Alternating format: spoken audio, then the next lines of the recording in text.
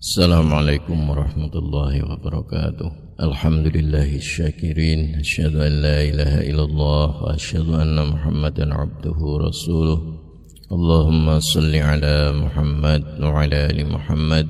Ya ayyuhalladzina amanu taqullaha haqqa tuqatih wa la tamutunna illa wa antum muslimun. Ikhwani fiddin, azakumullah. Bersyukur kepada Allah Ta'ala atas berbagai karunia nikmat yang diberikan kepada kita. Antara lain adalah nikmat keimanan dan keislaman kita.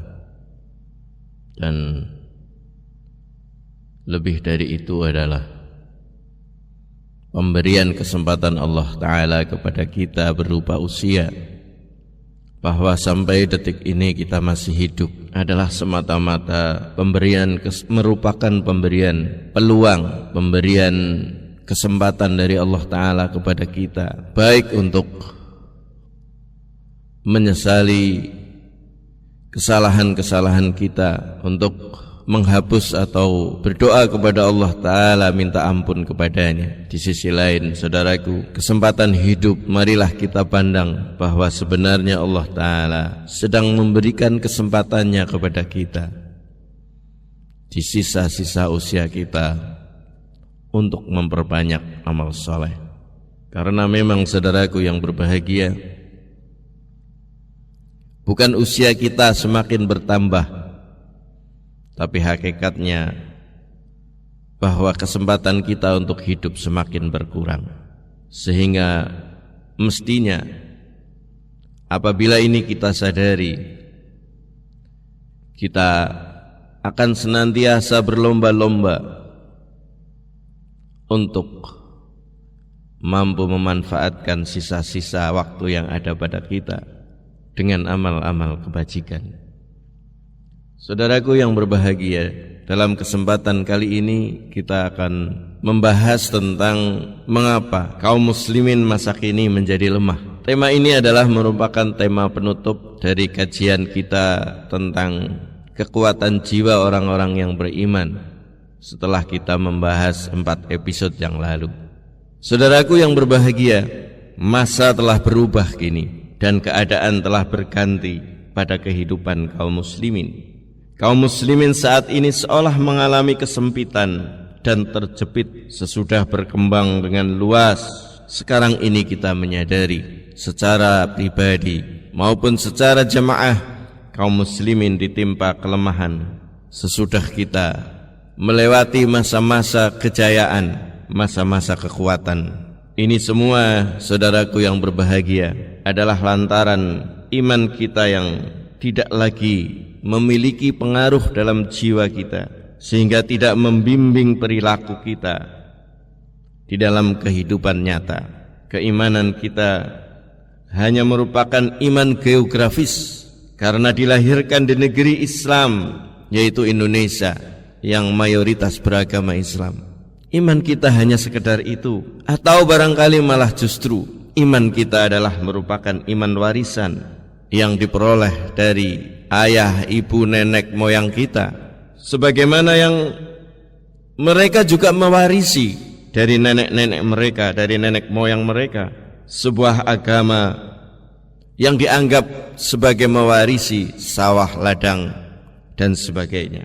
Keimanan yang tertutup di kalangan kita kaum muslimin, lama tidur dan bersembunyi, tidak memberikan kesan dan pengaruh dalam kehidupan nyata kita. Bagaimana mungkin keimanan yang serupa ini, saudaraku, akan melahirkan kekuatan, akan menghembuskan kemauan yang kuat, dan akan memberikan semangat yang membara dan menyala. Saudaraku hamba Allah yang berbahagia, sumber-sumber kekuatan jiwa orang yang beriman saat ini sudah tidak ada lagi. Keyakinan kita terhadap pertolongan Allah Ta'ala sudah menjadi luntur. Barangkali, Masya Allah, saudaraku yang berbahagia, na'udzubillah min dzalik, akidah kita sudah tidak lurus lagi. Tauhid kita sudah menjadi luntur, bahwa yang kita bertuhan, yang kita ibadahi dan kita sandarkan diri kita bukan lagi Allah Subhanahu wa Ta'ala. Ataupun mungkin kita juga percaya kepada Allah, tetapi juga bersandar kepada ilah-ilah dalam bentuk lainnya. Saudaraku hamba Allah yang berbahagia, kita saat ini keyakinannya sudah lebih bersandar kepada Tuhan selain Allah dan kita takut kepada Tuhan-Tuhan selain Allah. Berikutnya bahwa keyakinan kita terhadap kemuliaan kebenaran, kemenangan kebenaran sudah mulai melemah. Kita sudah takut sengsara sehingga kita tidak lagi meyakini bahwa hanya kebenaranlah yang membawa kepada kemuliaan.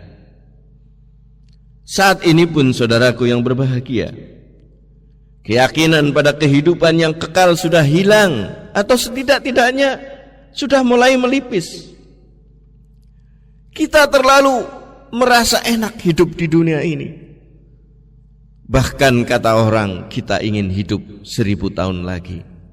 Seolah-olah hanya disinilah kita hidup, sehingga kita habiskan seluruh waktu usaha kita hanya untuk mengejar kehidupan yang ada di dunia ini.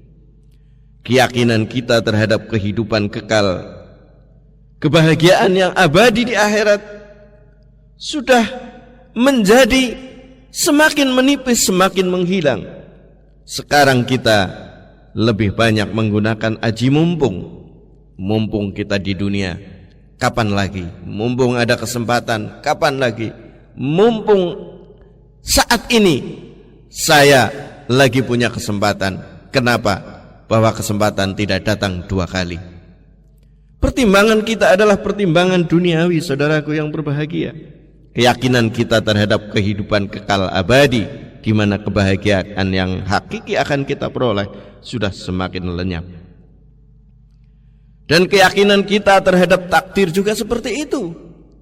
Kita khawatir nasib kita akan menjadi jelek, nasib kita akan menjadi terlunta-lunta, sehingga kita takut kita tidak akan mulia. Kita ingin mencapai kebaikan dengan cara tergesa-gesa.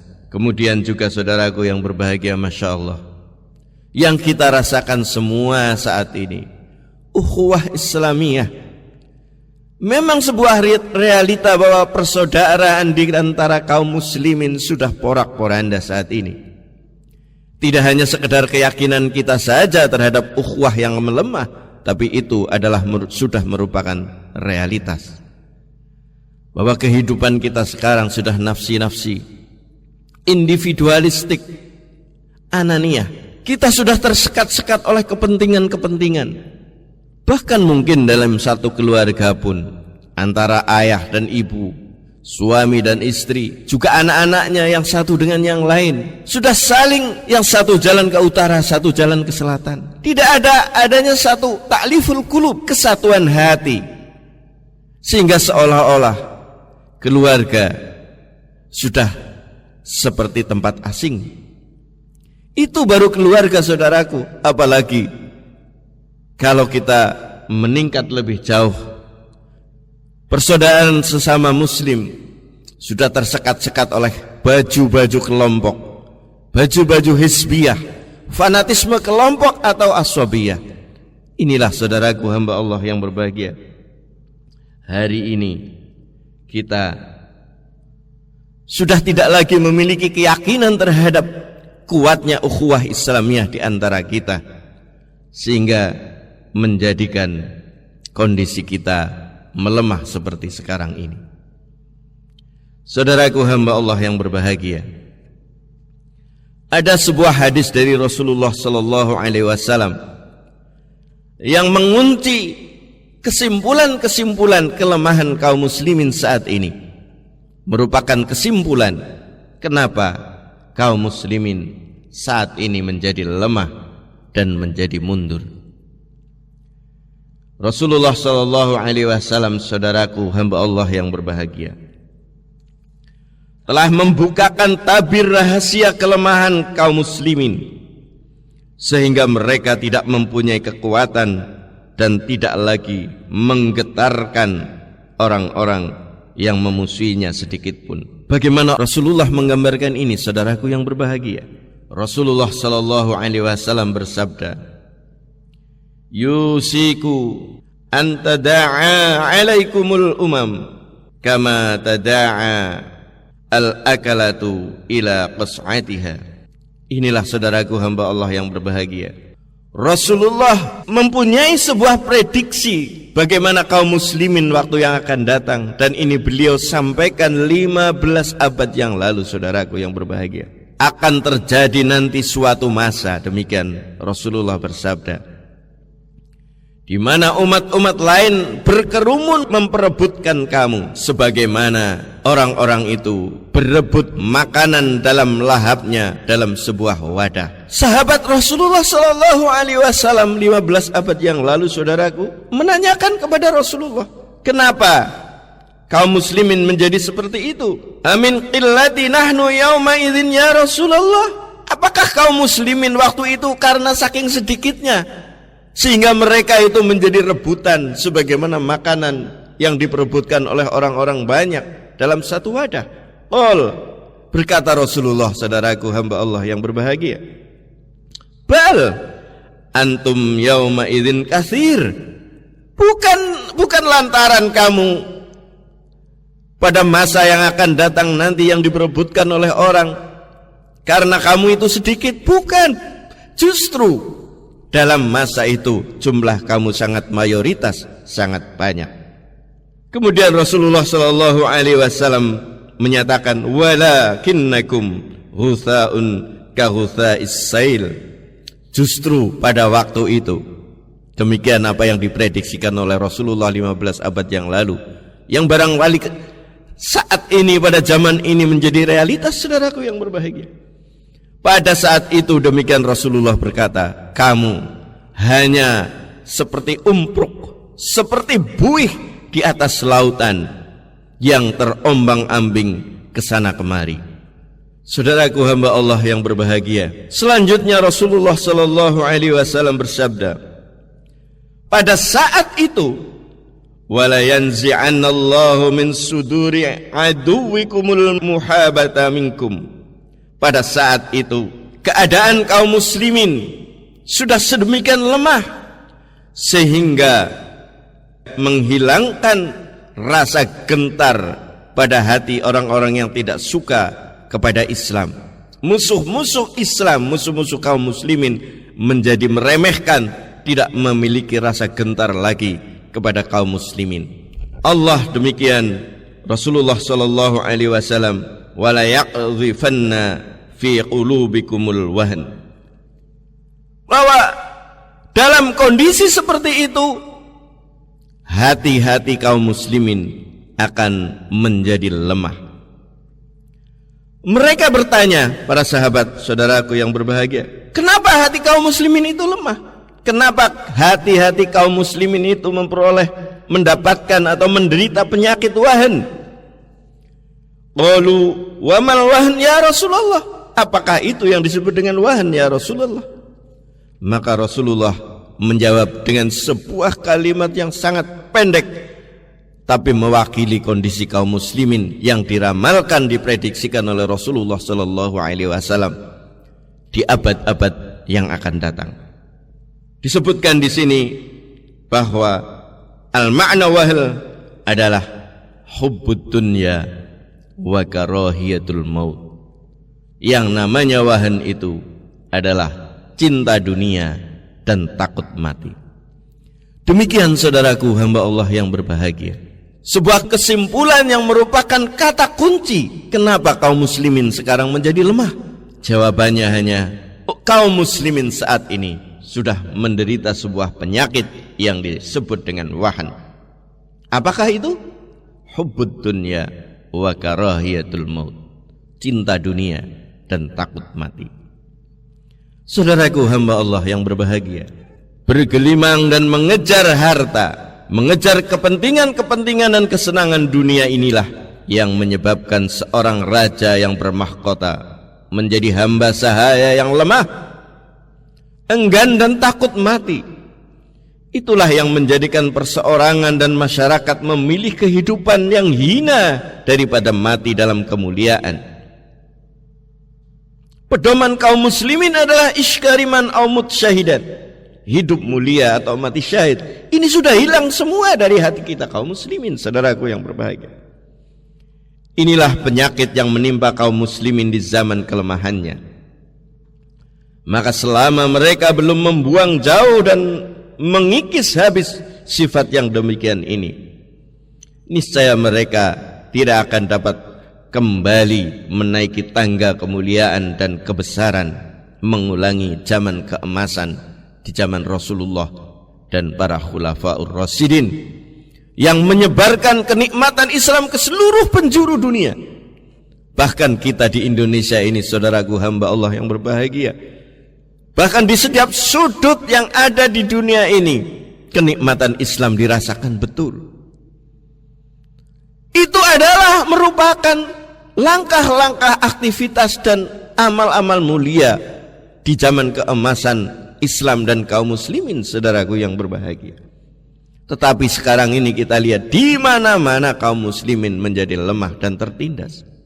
Barangkali sekarang ini negeri-negeri yang penduduknya beragama Islam secara de jure, secara hukum sudah lepas dari penjajahan.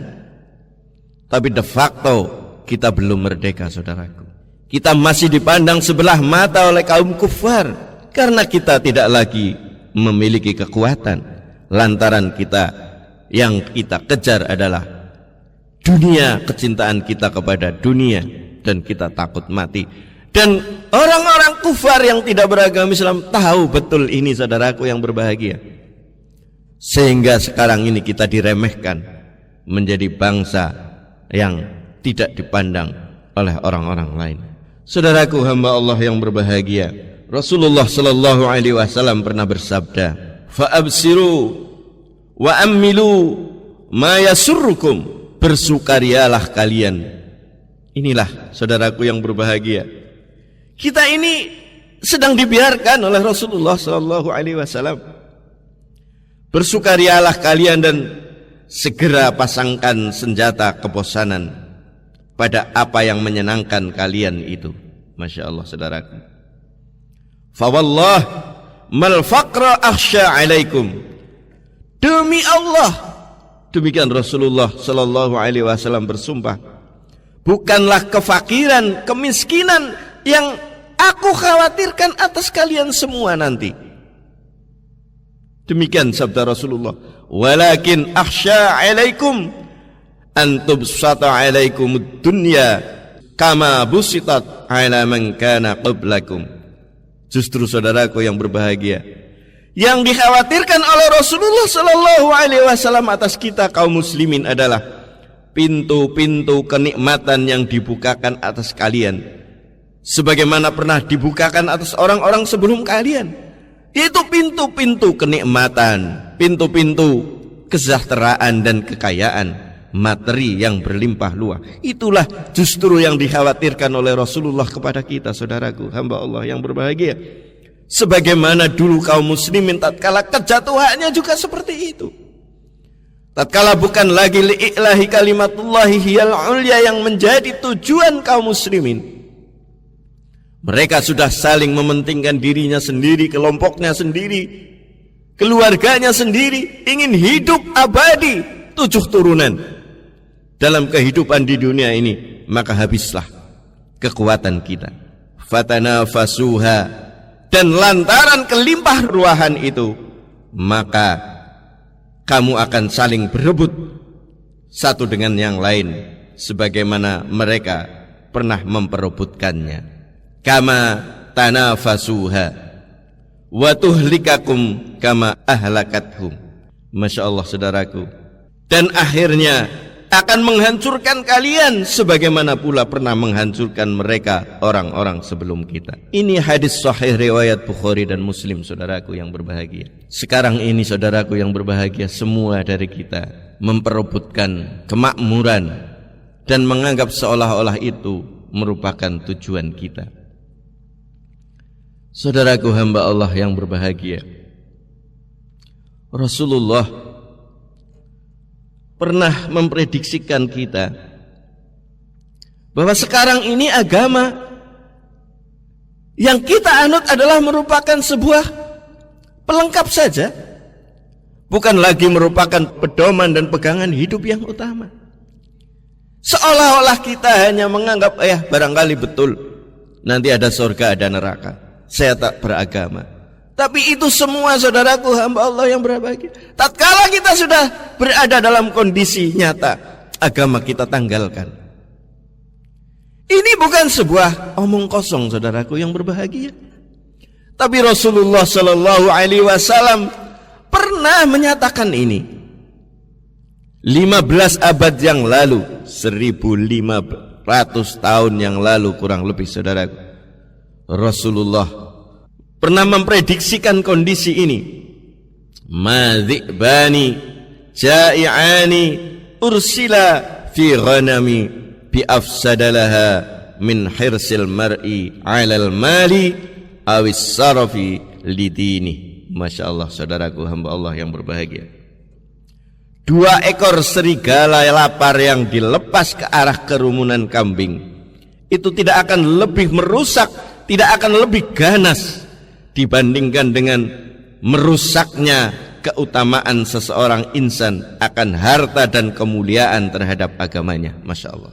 Inilah gambaran Rasulullah Sallallahu Alaihi Wasallam. 2 ekor serigala yang lapar yang dilepas ke arah kerumunan domba itu tidak lebih bahaya, tidak lebih merusak, tidak lebih ganas daripada seseorang menjual agamanya demi untuk memperoleh harta dan kemuliaan dunia.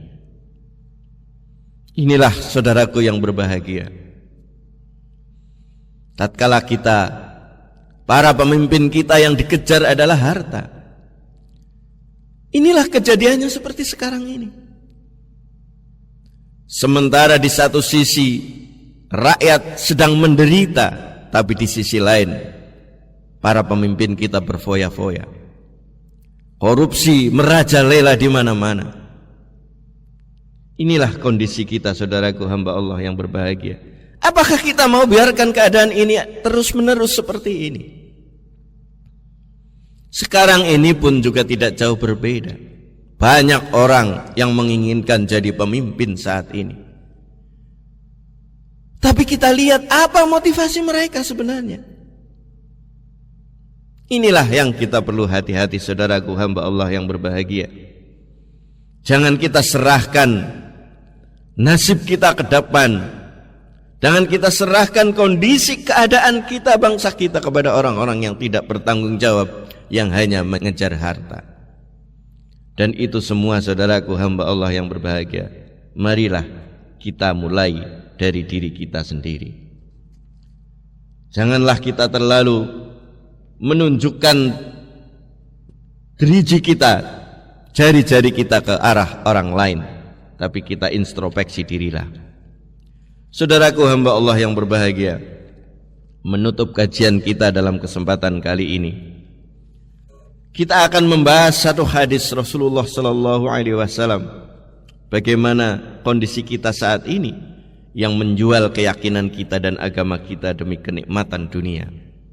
Mungkin tidak vulgar saudaraku, tetapi tatkala kita mempertimbangkan 2 hal, antara keselamatan kita di akhirat, keselamatan kita ke depan, kemaslahatan Islam dan kaum muslimin dengan kenikmatan-kenikmatan dunia, maka kemaslahatan pilihan yang pertama tadi kita tanggalkan. Rasulullah Sallallahu Alaihi Wasallam dalam zaman seperti ini mewasiatkan kepada kita saudaraku hamba Allah yang berbahagia, badiru bil a'mali fitanan ka qita'il lailil muzlim. Bersegeralah kamu beramal sebelum datangnya fitnah-fitnah seperti penggalan-penggalan malam yang gelap.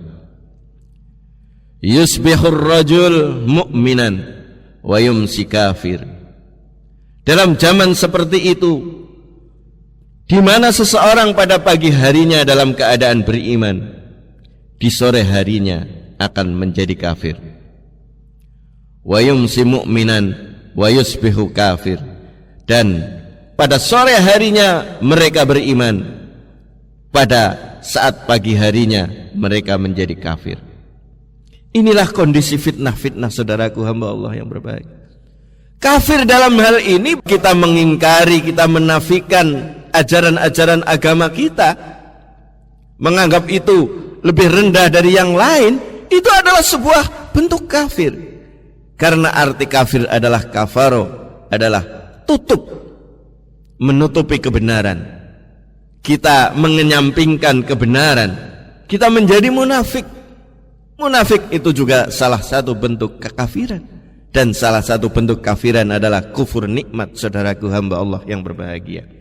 Bagaimana kondisi yang penuh fitnah ini, di mana seseorang bisa berubah-ubah? Saat ini juga seperti itu, saudaraku. Tatkala Masya Allah kita pergi ke masjid, kopiah kita luar biasa, bajunya juga yang disebut dengan baju takwa atau baju koko. Barangkali tasbih kita, sajah kita luar biasa, tapi nanti kita pada waktu ke kantor, pada waktu di pasar, pada waktu dalam pergaulan dengan masyarakat, itu kita tanggalkan semua. Kita sudah berubah menjadi manusia yang lain. Inilah saudaraku hamba Allah yang berbahagia, yang dimaknai dengan zaman yang penuh fitnah, sebagaimana penggalan-penggalan malam yang gelap. Bagaimana ini mungkin terjadi? Maka disebutkan oleh Rasulullah sallallahu alaihi wasallam, yabi'u dinahu bi'aradim minad dunya. Dalam keadaan seperti itu dia menjual agamanya demi kenikmatan-kenikmatan dunia. Ini hadis sahih saudaraku, riwayat Muslim. Inilah barangkali yang menjadi peringatan bagi kita, yang sudah disampaikan, diwasiatkan oleh Rasulullah sallallahu alaihi wasallam kepada kita 15 abad yang lalu. Akankah kita membiarkan keadaan kita meluncur ke arah kehancuran seperti sekarang ini, atau kita akan kembali kepada kehidupan yang benar, yang hakiki, penuh kemuliaan? Itu semua diserahkan kepada kita. Dan sekali lagi, marilah kita tidak usah menunjukkan jari kita kepada orang lain, tapi mulailah dari diri kita sendiri. Ibda binafsik. Demikian sahabat Rasulullah sallallahu alaihi wasallam Umar bin Khattab menyatakan, mulailah dari dirimu sendiri.